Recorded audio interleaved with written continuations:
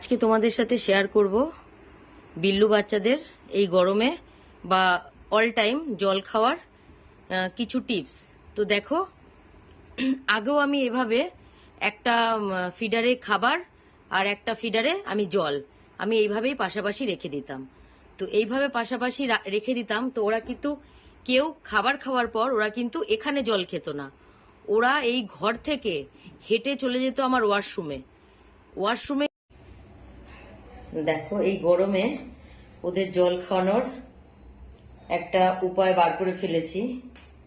মানে বলতে গেলে আমিও ধরো 2 বছর আগে আমিও কিছু জানতাম না, তো এখন এদের সাথে থেকে থেকে এরা কি পছন্দ করে কি পছন্দ করে না মোটামুটি সবটাই জানতে শুরু করেছি, বুঝতে শুরু করেছি।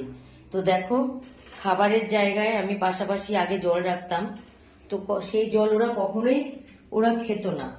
আর এই দেখো, ওর দেখতাম বাথরুমে মানে এসে এই যে কোনা কোনায় যে জল টলগুলো পড়ে থাকতো, নোংরা জল, সেগুলো খেত। তো তারপর থেকে দেখো আমি এই যে এরকম এই বালতি ভরে রাখি, এখানেও একটা মগ রেখে দিয়েছি। এই দেখো, এখানেও একটা মগ, এই যে জল আছে, দেখো খাচ্ছে।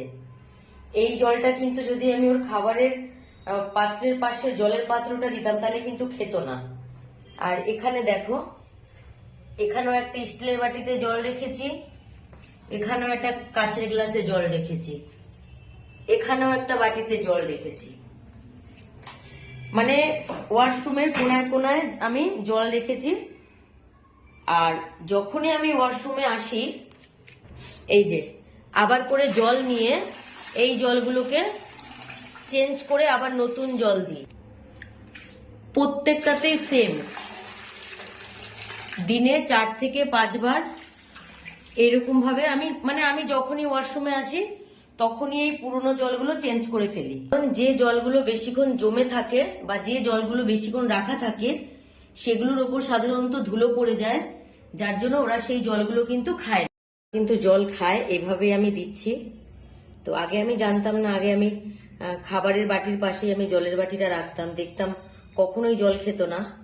তারপর আস্তে আস্তে ট্রাই করতে করতে দেখছি হ্যাঁ, এখন জল খাচ্ছে। খাবারের বাটিটা রাখতে হবে, জলের বাটিটা রাখতে হবে খাবারের বাটির থেকে অনেকটা দূরে, যেখানে ওরা কিছুটা দূর হেঁটে গিয়ে জলটা খাবে। ওরা এইভাবেই খায়। আর এই জলগুলো বারবার চেঞ্জ করতে হবে, দিনের মধ্যে 5-6 বার করে চেঞ্জ করতে হবে, পাল্টে পাল্টে নতুন জল দিতে হবে। কারণ জল রেখে দিলে সেই জলে ধুলো ময়লা পড়ে, তো ওরা অপরিষ্কার জল পছন্দ করে না। আর বাটিগুলো বিভিন্ন রকমেরই আমি দেওয়ার চেষ্টা করেছি, যার যেটাই পছন্দ।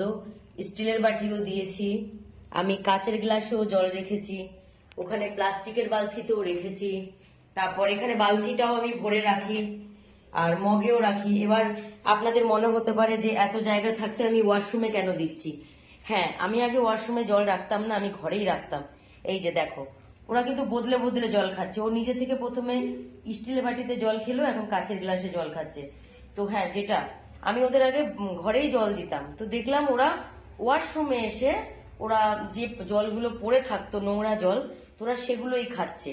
তো তারপর থেকে আমি ওয়াশরুমের কোনায় কোনায় জল রাখা শুরু করলাম, যাতে ওরা ওয়াশরুমের ময়লা জলটা না খায়। তো আমার আজকের ভিডিওটা এই পর্যন্তই। ভিডিওটা দেখার জন্য সবাইকে অনেক অনেক ধন্যবাদ।